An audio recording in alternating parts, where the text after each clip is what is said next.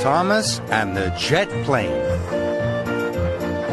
Thomas the tank engine loves having buffers and a boiler that bubbles. He loves having wheels and a whistle that toots. But most of all, Thomas loves working on Sir Topham Hatt's railway. It was the day of the Sodor summer picnic. Sir Topham Hatt came with news of a special job for Thomas. "You are to collect children from the airport and take them to the picnic," he boomed cheerfully. Thomas was excited. He set off right away. The airport was new, and all the engines wanted to go there. Soon, Thomas arrived at the airport. He was excited to see the control tower, the huge hangar, and the red and white striped windsock. Then he heard a loud noise in the sky. A jet plane was coming in to land.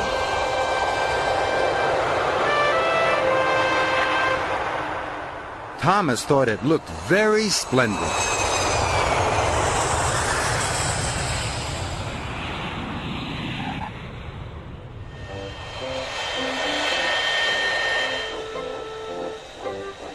Thomas chuffed over to the hangar.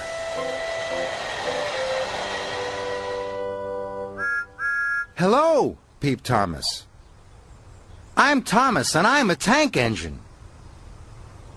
"Hello," said the plane. "I'm Jeremy, and I'm a jet plane." "It must be wonderful being able to fly," said Thomas.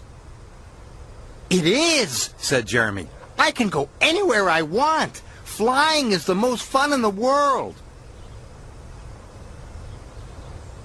Thomas thought Jeremy was being boastful. "I like traveling on tracks," Thomas huffed. "I puff past farms and villages and see all the wonderful sights of Sodor." "Well, from the air, I see the wonderful sights of Sodor all at once," said Jeremy. Thomas felt upset. Then he saw the children. They were waiting on the platform. Thomas wished quickly over to collect them. "I never want to talk to a jet plane again," he huffed. Thomas puffed over to the picnic. He was happy to leave the airport behind. But when he turned a bend in the track, he had to stop at a signal.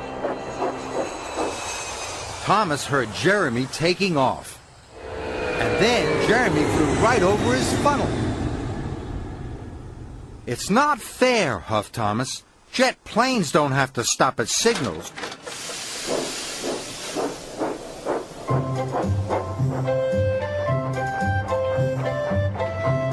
Thomas puffed past the windmill. But Thomas could still see Jeremy. He was now high in the sky.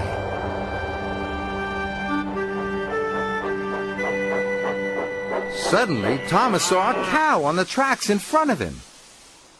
"Jet planes don't have to stop for cows," Thomas puffed sadly.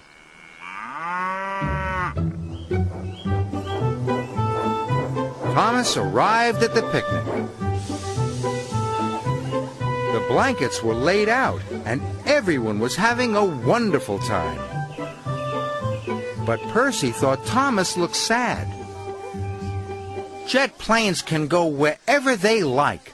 I wish I were a jet plane," chuffed Thomas. "But engines can pull passenger cars and take children to picnics," peeped Percy. "Engines are really useful." But Thomas wasn't sure. Jeremy was jetting to the mainland, but dark rain clouds were gathering.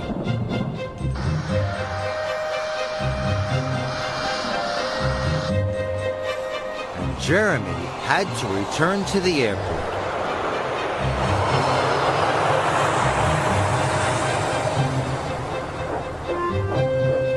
Thomas was passing the airport as Jeremy came into land. Thomas didn't want to talk to him, but Jeremy called out, "Thomas, a summer storm is on its way. The children's picnic will be ruined." "Cinders and ashes," gasped Thomas. "I must tell Sir Topham Hatt."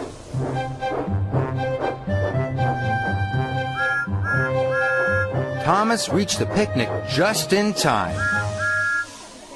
"Quick," tooted Thomas. "There's a big storm coming. The picnic will be washed away."